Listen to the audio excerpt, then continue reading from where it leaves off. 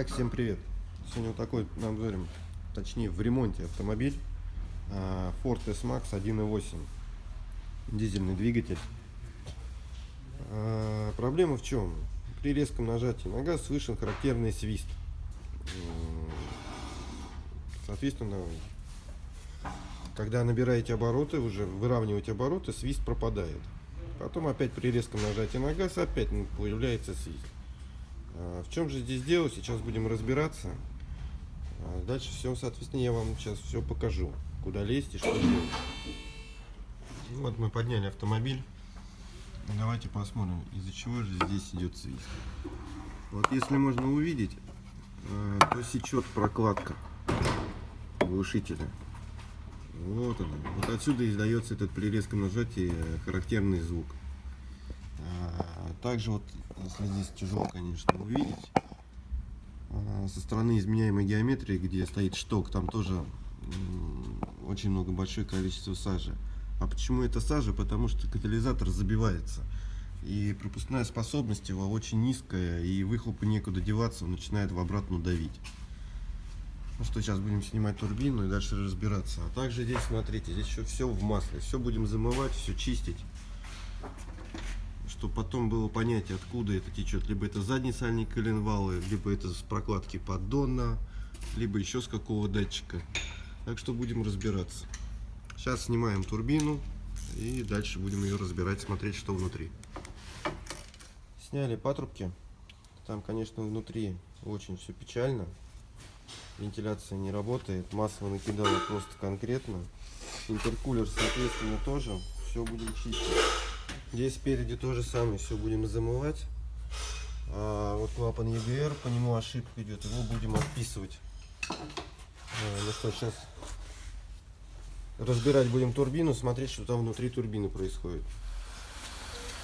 Ну что, разобрали мы там геометрию, там все в порядке, почистили ее от сажи этой всей. Ну что, теперь ставим на машину. Да, кстати, отремонтировали клапан электронный. Теперь будем ставить на автомобиль.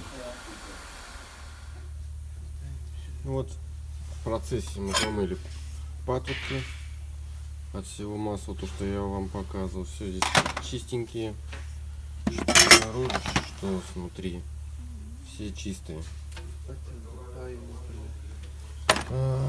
Так, интеркулер еще отмывается. Турбину уже практически поставили. Сейчас дальше будем все замывать остальное и собирать. С интеркулера вливается одна чернота. Не доводите до такого. Продолжаем чистить. После того, как почистим, соответственно, покажу, в каком он состоянии станет. Итак, мы закончили, уже поставили турбину. Соответственно, как я вам сказал, что турбина полностью живая. Почистили геометрию внутри. Снаружи так горячку чуть-чуть освежили. Почистили все трубки, все патрубки от масла. Вот уже удалили катализатор. Ну что, осталось поставить выхлоп и будем запускать автомобиль. Да, здесь, кстати, тоже все замыли от масла, чтобы человек в следующий раз видел, где и что у него течет. Ну что, заключительный момент, и дальше запускаем мотор и будем смотреть, как он будет работать и как себя будет чувствовать турбина, будет ли какие посторонние звуки и как будет машина ехать. Все впереди еще. Ну вот, мы закончили автомобиль, соответственно, катаемся. Третья передача, тянет хорошо, даже с низов. Никаких посторонних звуков, которые были, больше не присутствует. В принципе, все. Машина готова к выдаче. Подписывайтесь на канал, ставьте лайки. Контакты будут ниже в описании. Все, всем пока-пока.